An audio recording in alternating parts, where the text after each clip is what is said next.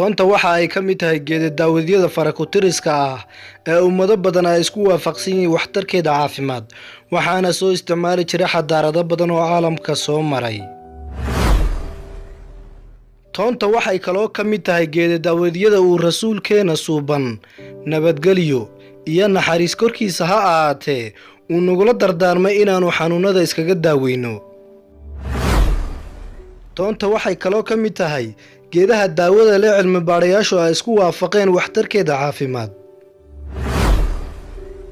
Intaas kadib, haddiiba faa'iidadeeda uusan shaki ku jirin, bal aan ka hadalno xanuunada lagu daaweeyo iyo qaabka ay jidhka bini'aadanka wax ugu tarto.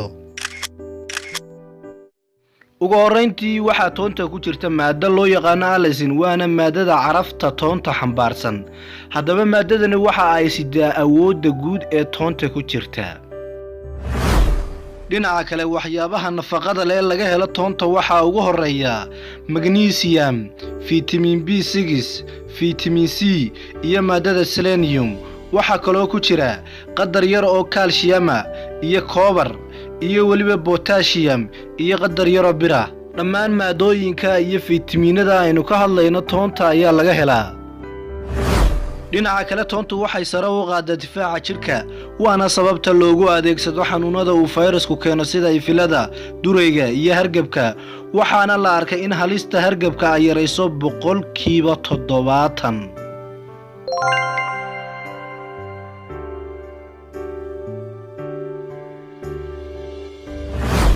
Toonta waxay hoos u dhigtaa dhiigkarka, waxaana la arkay dad badan oo toonta u isticmaala inay ku xakameeyaan cadaadiska dhiigga.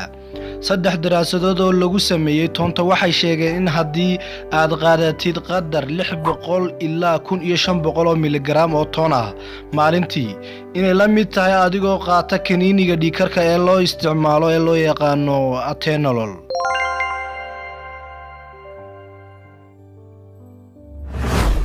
Toonta waxay hoos u dhigtaa kolestaroolka xun ee loo yaqaano LDL. Waxay kaloo hoos u dhigtaa dufan kasta oo wadnaha u daran. Sidaa daraadeed, waxaa jira dhowr daraasad oo ku talinaysa in kolestaroolka lagu xakameyn karo cunista toon joogto ah.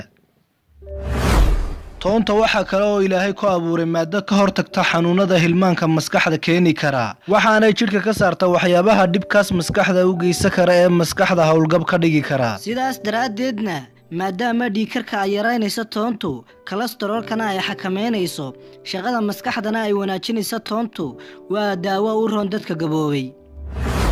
Toonta waxay kordhisaa firfircoonida iyo gubista tamarta xilliga jimicsiga ama jiimka la ciyaarayo, waxayna ka wanaagsan tahay kana caafimaad badan tahay daawooyinka la sheegay in murqaha lagu dhiso oo leh waxyeelo badan. Haddii aad jimicsi sameynaysid, ku dadaal inaad joogtaysid cunista toonta. waxaana arrintan lagu ogaaday taariikhda Griiga, iyagoo orodada maratoonka sii jiray ciyaartooygooda intaysan ciyaartu bilaabmin. sidaa daraadeedna waa ay ku guulaysan jireen mar walba ciyaarta. taasina waa si goor dambe adduunyada ogaatay. Toonta waxay kobcisaa caafimaadka lafaha, khaasatan lafaha dumarka, iyadoo siyaadisa hormoonada ku shaqo leh awoodsiinta lafaha dumarka. Toonta iyo marka laga hadlayo caloosha qofka bini'aadanka, toontu waxay la dagaalantaa gooryaanada iyo jeermiska mindhicirada gala, sababtoo ah Alle ayaa siiyay toonta awood suuxdin oo gooryaanku uu ku suuxayo. sidaas ay tahayna calooshu waxa ay si sahlan isaga saaraysaa gooryaanka iyo weliba jeermisyada caloosha geli kara. cilmi baarayaasha intooda badanna waxa ay sheegeen in dadka joogteeya cunista toonta inay ku yar yihiin bahalada caloosha gala sida gooryaanada caloosha gala. haddii dhibaato haddaba ka haysato calooshaada, fadlan ku dadaal toonta oo ku nadiifi mindhiciradaada. Toonta waxa ay u wanaagsan tahay dhinaca galmada, maxaa yeelay Ilaahay waxa uu awood u siiyay inay kiciso hormoonada qaabilsan galmada iyo weliba raaxada. guntii iyo gabagabadii mawduuceena, toonta waxaa kaloo loo adeegsadaa qandho-jabis, qufaca, madax xanuunka, caabuqa sanqada gala iyo weliba inay xanuunka ka ilowsiiso, babaasiirta, xiiqda, burukiitada, qaniyada masaska iyo dibqallooca.